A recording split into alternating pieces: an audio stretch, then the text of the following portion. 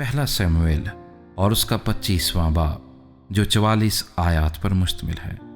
और सैमुएल मर गया और सब इस्राएली जमा हुए और उन्होंने उस पर नोहा किया और उसे रामा में उसी के घर में दफन किया। और दाऊद उठकर दश्ते फारान को चला गया। और माउन में एक शख्स रहता था जिसकी मिल्कियत करमिल में थी। ये शख्स बहुत बड़ा था और उसके पास 3000 भेड़ें और 1000 बकरियां थीं। और ये करमिल में अपनी भेड़ों के बाल कतर रहा था।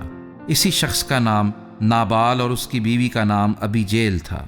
ये औरत बड़ी समझदार और खूबसूरत थी, पर वो मर्द बड़ा बेअदब और बदकार था और वो कालिब के ख़ानदान से था। और दाऊद ने बियाबान में सुना कि नाबाल अपनी भेड़ों के बाल कतर रहा है। सो दाऊद ने 10 जवान रवाना किए और उसने उन जवानों से कहा कि तुम करमिल पर चढ़कर नाबाल के पास जाओ और मेरा नाम लेकर उसे सलाम कहो और उस खुशहाल आदमी से यूं कहो कि तेरी और तेरे घर की और तेरे माल असबाब की सलामती हो।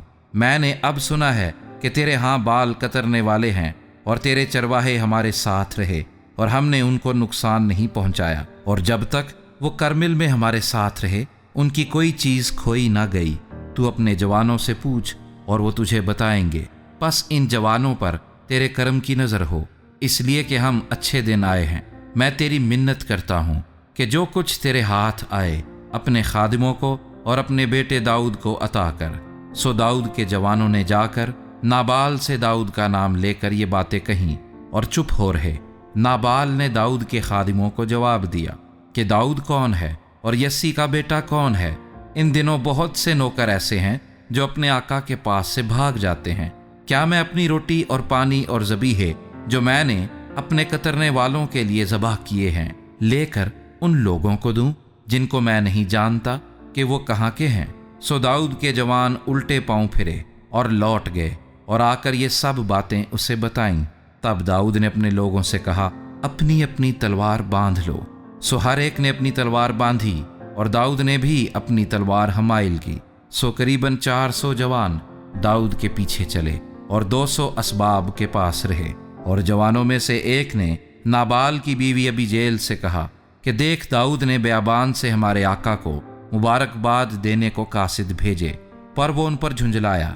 लेकिन इन लोगों ने हमसे बड़ी नेकी की और हमारा नुकसान नहीं हुआ। और मैदानों में जब तक हम उसके साथ रहे हमारी कोई चीज़ गुम ना हुई, बल्कि जब तक हम उनके साथ भेड़ बकरी चराते रहे वो रात दिन हमारे लिए गोया दीवार थे। सो अब सोच समझ ले कि तू क्या करेगी, क्योंकि हमारे आका और उसके सब घराने के खिलाफ बदी का मंसूबा बांधा गया है, क्योंकि ये ऐसा खबीस आदमी है कि कोई इससे बात नहीं कर सकता।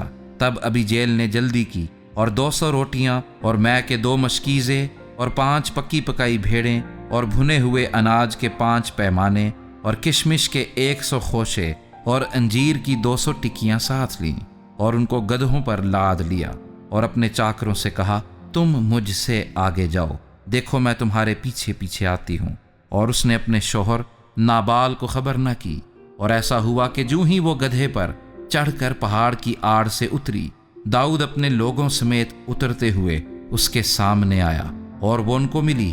और दाऊद ने कहा था कि मैंने इस पाजी के सब माल की जो बियाबान में था बेफायदा इस तरह निगहबानी की कि उसकी चीज़ों में से कोई चीज़ गुम ना हुई, क्योंकि उसने नेकी के बदले मुझसे बदी की। सो अगर मैं सुबह की रोशनी होने तक उसके लोगों में से एक लड़का भी बाकी छोड़ूं तो खुदा दाऊद के दुश्मनों से ऐसा ही बल्कि इससे ज्यादा ही करे।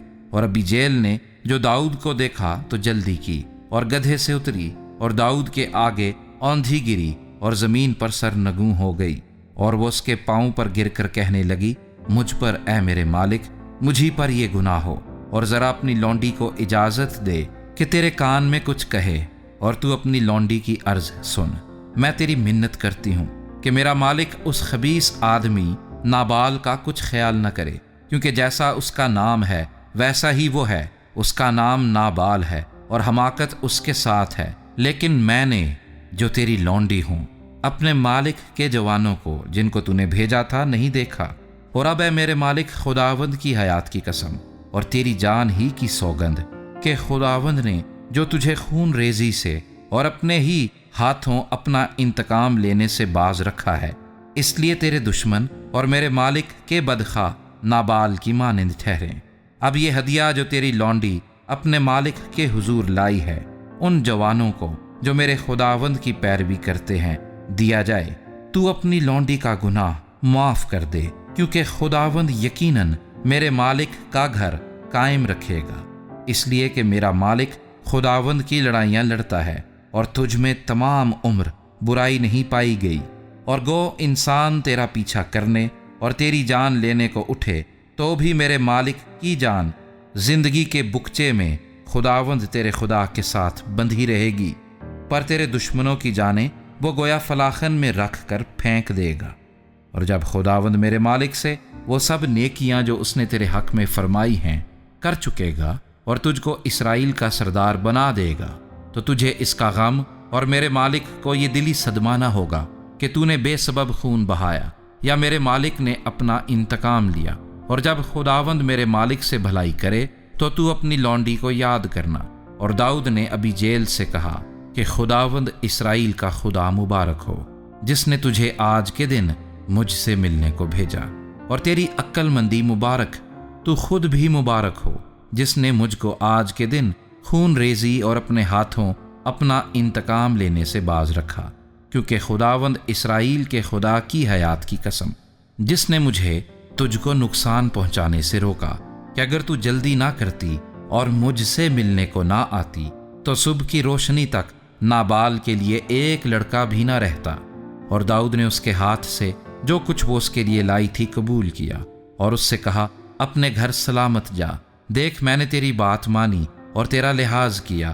اور ابھی جیل نابال کے پاس آئی اور دیکھا کہ اس نے اپنے گھر میں شاہانہ ضیافت کی طرح ضیافت کر رکھی ہے، اور نابال کا دل اس کے پہلو میں مگن ہے، اس لیے کہ وہ نشے میں چور تھا۔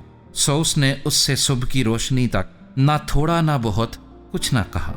صبح کو جب نابال کا نشہ اتر گیا تو اس کی بیوی نے یہ باتیں اسے بتائیں، تب اس کا دل اس کے پہلو میں مردہ ہو گیا، اور وہ پتھر کی مانند سن پڑ گیا۔